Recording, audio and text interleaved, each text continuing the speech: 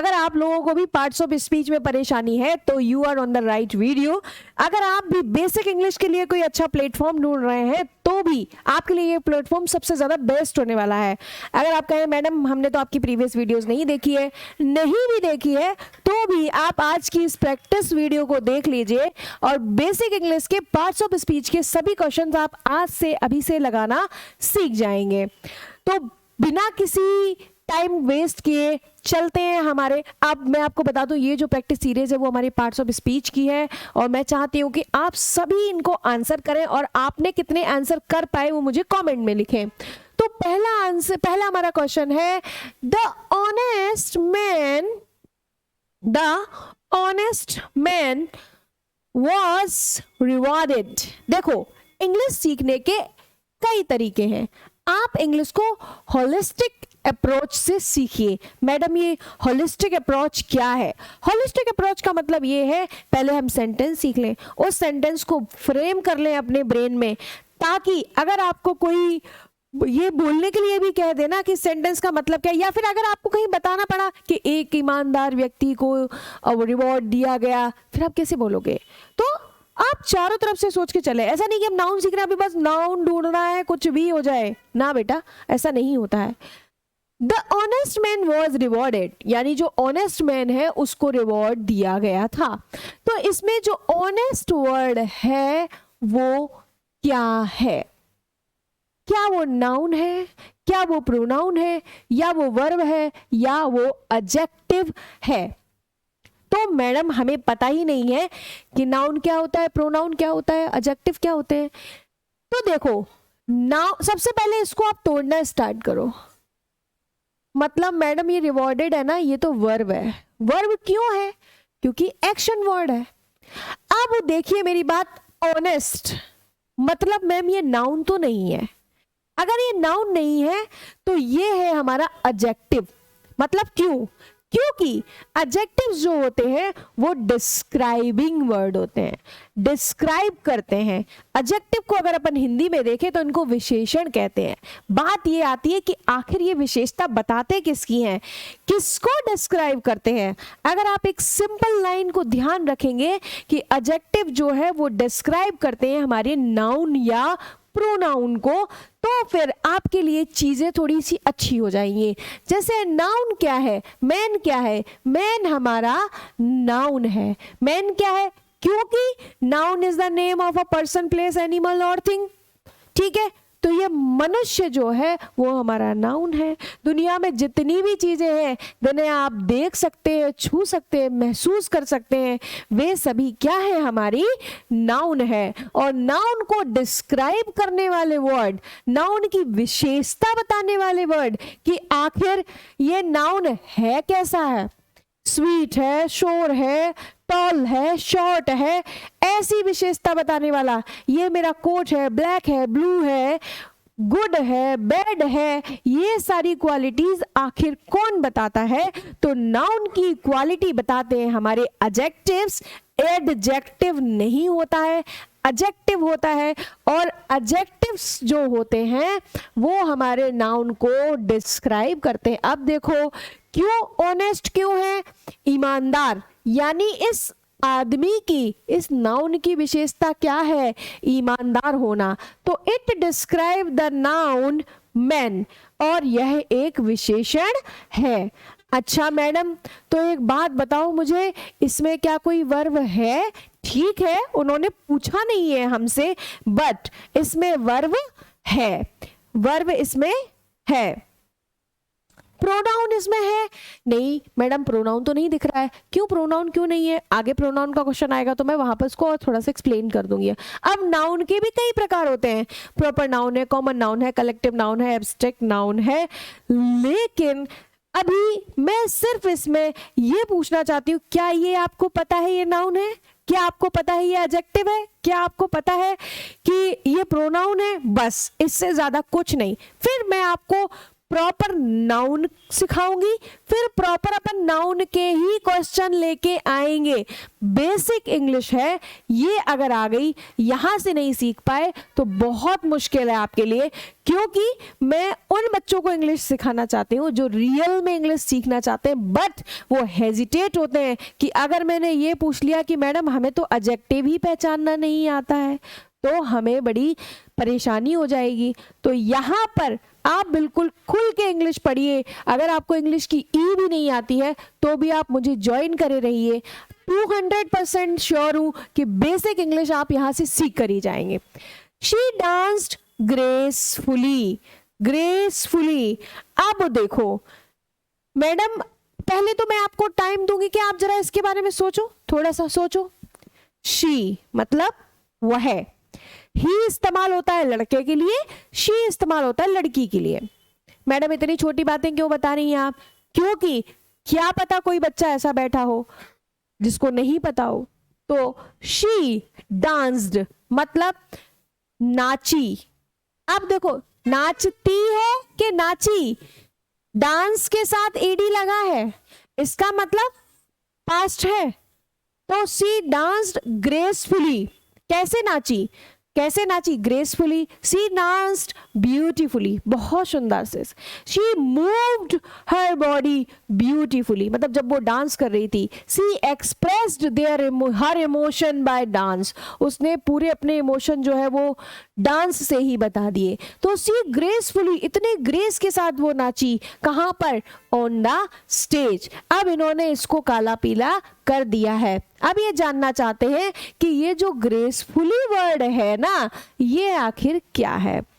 तो डांस हमारी क्या है? वर्ब है। अब मेरी बात सुनना बेटा, ऐसे वर्ड जो नाउन को डिस्क्राइब कर दे, नाउन के साथ जुड़कर नाउन की विशेषता बता दें, वो तो एडजेक्टिव होते हैं, वो तो हमारे एडजेक्टिव होते हैं। लेकिन अगर कोई ऐसे भी वर्ड्स हैं जो नाउन की विशेषता नहीं बताते, वो किसकी विशेषता बताते हैं? वर्ब की विशेषता बताते हैं। किसकी विशेषता बताते हैं? वर्ब की विशेषता बताते हैं। वो कहलाते एड वर्ब। ऐसे तोड़ो, वर्ब एड, एड वर्ब, ठीक है। यानी वर्ब के साथ ऐड होंगे, वर्ब को डिस्क्राइब करेंगे, ऐड वर्ब। समझ गए आप? अब देखो डांस हमारा क्या है? वर्ब, और ग्रेसफुली इसकी विशेषता है, तो हमारे वर्ब की विशेषता बता रहा है, इसलिए ये हमारा क्या है? Adverb. क्या आपको समझ में आई बात? हाँ मैम, इट्स ओके, आ गई। देखो, इट मॉडिफाई वर्ब डांस, ये इसलिए एड वर्ब है क्योंकि ये वर्ब डांस को मॉडिफाई कर रही है। आ जाइए नेक्स्ट क्वेश्चन पर आ जाइए। अगर आप हर सेंटेंस की हिंदी करते चलेंगे, उसके दो फायदे होंगे आपके लिए। एक तो आपकी इंग्लिश बेहतर होगी, दूसरा आपकी समझ विकसित होगी इंग्लिश की तरफ। The cat sat beside the ball, the cat sat beside the ball. अच्छा मैम, कैट हमारी नाउन हो गई है, क्योंकि आपने कहा था जिस चीज को हम देख सकते हैं, सुन सकते हैं, महसूस कर सकते हैं, वही तो नाउन है। हाँ बेटा, नाउन है। तो नाउन पूछा है क्या? नहीं मैम, पूछा सेट बैठती है, ये मैडम वर्ब हो गई। अच्छा वर्ब हो गई, तो मैडम वर्ब भी नहीं पूछी है, पूछा क्या है? पूछा है भैया बिसाइड, कि वॉल के बिसाइड कैट बैठती है। अब बैठती है कि बैठी है? सिट सेट, तो सिट का सेकंड फॉर्म बैठी। अब ये बिसाइड, क्या तुम्हें नहीं लग रहा कि ये बैठना और वॉल के बीच में रिलेशन बता रही है? देखो कहां बैठी है? बॉल यानी कि दीवाल, दीवाल और बॉल। अगर मैं ये बिसाइड हटा दूं तो cat sat the ball, the cat sat the ball. Isn't awkward, isn't unarranged लग रहा है ना? तो ऐसे वर्ड जो क्या बताएं? रिलेशन बताएं, नाउन और दो वर्ड्स के बीच में, मान लो आप इनके बीच में रिलेशन बता रहे, जोड़ रहे हैं, तो it shows relation between the cat and wall, इनको हम संबंध सूचक अवयव भी कहते हैं। हालांकि हिंदी मेरी बहुत अच्छी नहीं है, यहाँ पर लिखा है इसलिए मैंने पढ़ के आपको बता दिया है। आप ध्यान रखें कि ये होते हैं प्रेपोजिशंस। क्या होते हैं? प्रेपोजिशंस। मैडम कैसे पहचानेंगे? I am pouring the hot T in the cup. I am pouring the hot T in the cup. Into the cup, तो जो इनटू है ना, चाय और कप के बीच में रिलेशन बता रही है। अगर इनटू नहीं लगाऊं तो क्या आप बता पाएंगे कि मैं कप पर चाय डाल रही हूं, कि कप में चाय डाल रही हूं, कि कप के बाहर फैला रही हूं? क्योंकि मैंने इनटू लगाया है, इसीलिए आप ये बता पा रहे हैं कि जो आप चाय डाल रही हैं वो कप में ही डाल रही हैं। तो ऐसे वर्ड जो कनेक्ट कर रहे हैं, जो संबंध बता रहे हैं हमारे दूसरे शब्द से, उनको हम प्रेपोजिशन कहते हैं। I am going to the market, मैं बाजार की ओर जा रहा हूं। I am going market, I am going market. अब ये यूजुअली यूज हो गया इसलिए आप समझने लगे, अदरवाइज मेरे और मार्केट, जाने और मार्केट के बीच में संबंध बता रहा है ना। जैसे I am in the market, मैं मार्केट में ही हूं। Got it? जल्दी नेक्स्ट देखते हैं। अच्छा, मुझे वो जरूरत है क्या ऐसे हम लोग लगाते, ऐसे ओ ऐसे करके थंबनेल लगाते लोग बाग ये ऐसा तो जरूरत नहीं है ना।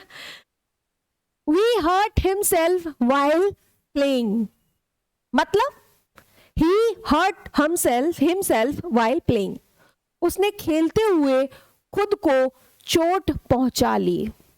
उसने he himself मतलब खुद को। अच्छा, कोई अगर थोड़ा सा होशियार और समझदार हो तो मुझे ये बता दे, ये कौन सा प्रोनाउन है? बताओ। एम्फेटिक है या फिर कौन सा है? रिफ्लेक्सिव है।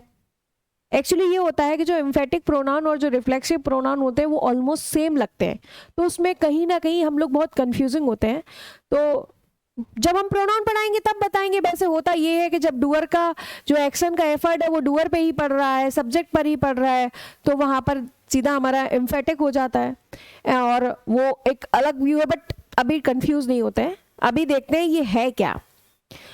तो ये है हमारा प्रोनाउन। मैडम आप प्रोनाउन क्या होता है? जिन्होंने वीडियोस लास्ट देखी उनको तो इतनी प्रॉब्लम नहीं आ रही होगी, बट फिर भी देख लेते हैं। प्रोनाउन होते हैं बेटा ऐसे वर्ड्स जो नाउन की जगह आकर उसके रिपीटिशन को अवॉइड करवा देते हैं। नाउन की रिपीटिशन को अवॉइड करवा देते हैं, उसकी जगह ले लेते हैं। He hurt himself, ये हिमसेल्फ मेरे बारे में बता रहा है क्या? आपके बारे में बता रहा है क्या? नहीं, ये हिमसेल्फ बता रहा है इस ही के बारे में। और ही क्या है? हमारी नाउन है। ही क्या है? हमारी नाउन है। तो नाउन के स्थान पर आकर नाउन के बारे में ही तो ये बता रहा है। तो ऐसे वर्ड जो नाउन की जगह आते हैं, उनके रिपीटिशन को अवॉइड कराते हैं, उनकी जगह ले लेते हैं वहां पर जाकर, तो हम उन्हें प्रोनाउन कहते हैं। It refer back to the subject. It refers back to the, excuse me, I got hiccups. Do you know hiccup? हिचकी। डकार को क्या बोलते हैं इंग्लिश में? आप लोग ऐसे करके बताइए। डकार को इंग्लिश में बेल्च बोलते हैं। Belch, belch. हाँ, बेंच नहीं, belch, belch. Let's go to the another question. Come back to the point. The moon shines at night. सबको पता है। ये वाला सेंटेंस क्यों ऐड किया? चांद रात को चमकता है। हाँ, हमें पता है। एक्चुअली हमें ये पता नहीं करना है, हमें जानना है इसके बारे में कि ये जो मून है वो क्या है। मैम आपने कहा था वे वर्ड जिन्हें हम देख सकते हैं, छू सकते हैं, महसूस कर सकते हैं, वही तो नाउन होते हैं। तो अब मून हमारा क्या है? नाउन है, क्योंकि it names of a thing. आप लोग एडजेक्टिव से भली भांति परिचित हो चुके हैं। ये नाउन अगर मैं बोल देती this is a full moon, full moon, तो ये क्या हो जाता? फुल एडजेक्टिव हो जाता। अब कौन सा एडजेक्टिव हो जाता, एडजेक्टिव ऑफ क्वांटिटी या एडजेक्टिव ऑफ क्वालिटी या अनदर चीज? जो थोड़ा सा अच्छा जानते हैं वो मुझे उस पर बता दें। बाकी जब एडजेक्टिव पढ़ाएंगे तो मैं एडजेक्टिव उस टाइम आपको इंट्रोड्यूस कराऊंगी कि कितने प्रकार के होते हैं। शी राइट्स नीटली, वह लिखती है। इसमें आप मुझे ये भी बताओ, ये भी बताओ, ये भी बताओ, ये नीटली किसके लिखा है? शी नीटली या शी राइट्स नीटली? ये नीटली किसके लिए? शी के लिए है? नहीं, वो उसके लिए नहीं बता रहा है कि वो बहुत साफ सफाई से है, ये बता रहा है शी राइट्स नीटली। तो ये तो हमारा हो जाएगा एडवर्ब, और जो इन्होंने पूछा है वो हमारी हो जाएगी verb.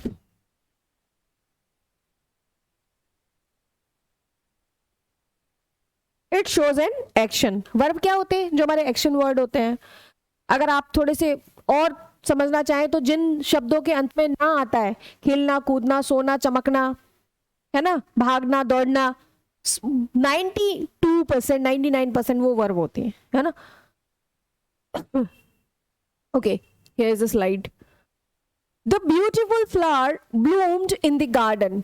The beautiful flower bloomed in the garden. एक सुंदर सा फूल गार्डन में खिला। तोड़ के तुम लोग दिया हो अपने बाबू को। The beautiful flower bloomed in the garden. तो ये ब्यूटीफुल क्या है? सबसे पहले ये फ्लावर क्या है? ये फ्लावर हमारा मैडम नाउन है। और ब्यूटीफुल क्या कह रहा है? गार्डन कह रहा है कि फ्लावर कह रहा है? फ्लावर कह रहा है। ब्यूटीफुल लड़की तो कह नहीं रहा है, ब्यूटीफुल फ्लावर कह रहा है, यानी नाउन की विशेषता बता रहा है। और अभी अभी 4 बार हम पढ़ चुके हैं, जो नाउन की विशेषता बताता है वही तो हमारा एडजेक्टिव भैया होता है। It describe the noun flower. क्योंकि ये फ्लावर की विशेषता बता रहे हैं, क्योंकि नाउन है फ्लावर हमारा, इसीलिए एडजेक्टिव है। He spoke slowly to the child, मतलब उसने धीरे से बच्चे से बात की। He spoke slowly to the child। अब ये हमारी वर्ब है। अगर ये हमारी वर्ब है और वर्ब के साथ स्लोली, फास्टली, कामली, शाउटली ये सब जुड़ा हुआ है, तो ये हमारी एडवर्ब है। क्योंकि जो स्लोली वर्ड है वो हमारी वर्ब की विशेषता को बता रहा है। It modify the verb spoke. Spoke speak का सेकेंड फॉर्म। पास्ट की बातें चलती हुई यहाँ पर। आंखें खोल के पढ़िएगा तो बहुत कुछ सीख जाएगा एक ही स्लाइड से। The book is near the lamp. The book is near the lamp. Book है, लैंप है, और लैंप कहाँ है? Near the book. बुक कहाँ है? लैंप के पास में। तो द बुक एक बुक है, और वो कहाँ है? ड्राइंग सुंदर नहीं है मेरी ज़्यादा, लैंप के पास में है, ठीक है। लैंप कौन बता रहा है पास में है? मैडम ये नियर बता रहा है। क्या बताया था मैंने? एक नाउन से दूसरे नाउन के बीच में रिलेशन बता दे, यानी एक वर्ड से दूसरे वर्ड के बीच में रिलेशन बता दे, वो ही हमारे प्रपोजिशन चाचा होते हैं। तो ये हमारा नियर क्या है? प्रपोजिशन है। मैडम बुक क्या है? बुक हमारी नाउन है, ठीक है। वर्ब है, वर्ब इसमें दी नहीं है।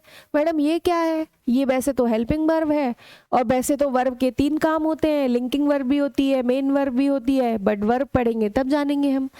तो प्रीपोजिशन इट शोज द